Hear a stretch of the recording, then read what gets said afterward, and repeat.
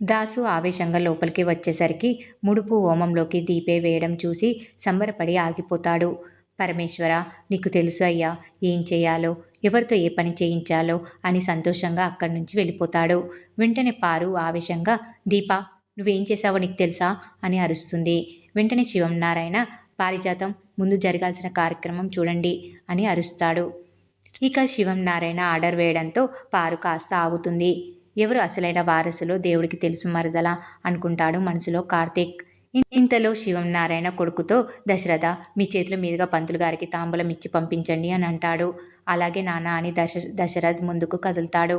వెంటనే జోష్న, వీళ్ళంతా వెళ్ళని దాసు సంగతి చెప్తాను అని మనసులో రగిలిపోతూ ఉంటుంది. నిజానికి జోష్న హోమంపై పూజపై దృష్టి పెట్టకపోవడానికి దాసే కారణం కాబట్టి అలా రగిలిపోతూ ఉంటుంది. ఇక దశరథ్, సుమిత్ర ఇద్దరు ముత్తైదులకు మిగిలిన హోమం జరిపించిన పంతులకు తాంబూలం ఇచ్చి పంపిస్తారు. ఇక అసలు హోమం చేయాలని చెప్పిన పంతులతో శివం నారాయణ సంబరంగా, గురుగారు, మీరు మాట ఇచ్చినట్లే దిగ్విజయంగా హోమం పూర్తి చేశారు అని అంటాడు. తాత, ఒక్క నిమిషం, హోమం పూర్తి కాలేదు. హోమంలో చివరిగా పూర్ణాహుతి ఈ ఇంటి వారసురాల చేతుల మీదుగా పడాలి అన్నారు పంతులు గారు. కానీ ఈ ఇంటి పని మనిషి చేతుల మీదుగా పడింది అంటుంది జోష్న కూల్గా. ఇక అందరూ షాక్ అయిపోతారు. కాంచన కోపంగా జోష్న అని అరుస్తుంది. అత్త, నువ్వెంత గట్టిగా అరిచినా నీ కోడలి ఇంటి పని మనిషే అంటుంది జోష్న పొగరుగా కాంచనతో. వెంటనే కార్తీక్, నేను క్లారిటీ ఎవరు అడిగారు?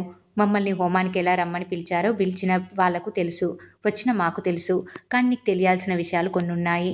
నా భార్య పూర్ణాహుతిని కావాలని హోమంలో వేసిందా? నీ చేతిలోంచి జారిపోతుంటే అది కింద పడకుండా చేత్తో పట్టుకునే ప్రయత్నంలో హోమంలో పడిందా అంటాడు కూల్గా కార్తీక్.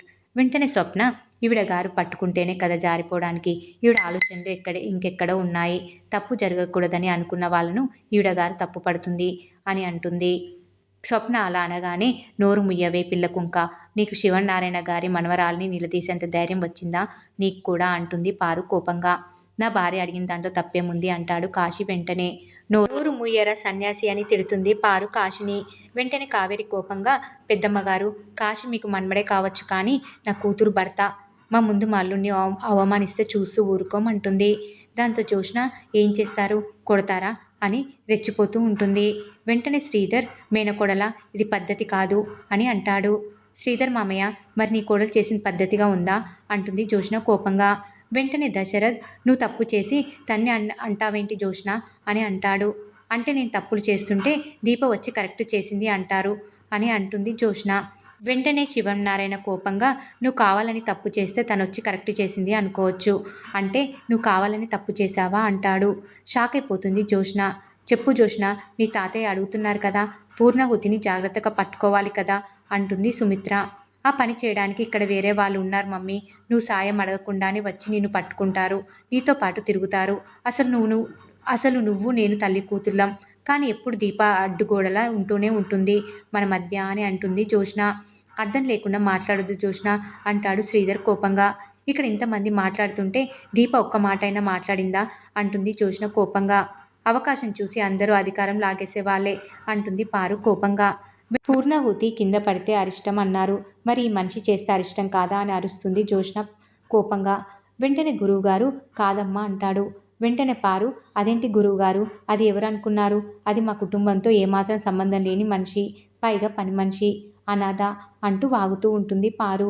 దాంతో గురువుగారు, పుట్టుకతో ఎవరు అనాథలు కారమ్మా, మనిషిలో ఉన్న స్వార్థ లోపము, తీరని వికృత వాంఛ, వీటిలో ఏదో ఒకటి అబ్బం శుభం తెలియని పిల్లల్ని అనాథల్ని చేస్తాయి అంటాడు పంతులు. వెంటనే పారు తన్నే ఆ మాట అన్నట్టు ఫీల్ అయ్యి తల దించుకుంటుంది తప్పు చేసిన దానిలా. మీరు అనాథ అంటున్న ఈ దీపకి అమ్మ నాన్న ఎక్కడో ఉంటారు, ఏదో ఒక రోజు అందరినీ ఆ భగవంతుడు కలుపుతారు. ఇక పూర్ణాహుతి సంగతంటారా, హోమంలో పడకుండా నీళ్ళ మీద పడి ఉంటే అరిష్టం జరిగేది, ఆ అరిష్టం జరగకుండా ఆపినందుకు దీపను మెచ్చుకోవాల్సిందే అంటాడు గురువుగారు. దాంతో కార్తీక్, విన్నావా జోష్న మేడం గారు, మెచ్చుకోవాలంట అంటాడు కావాలనే. ఇక జోష్న కోపాన్ని ఆపుకోకుండా, ఈ దీప వల్ల జరిగింది అంతా అన్నట్టుగా దీపతో వాదిస్తూ వెనక్కి తోసేస్తుంది. దీప పడిపోతుంది, స్పృహ కోల్పోతుంది. దీప కింద పడిపోయినా స్పృహ కోల్పోవడంతో దీపను మంచం మీద పడుకోబెడతాడు కార్తీక్.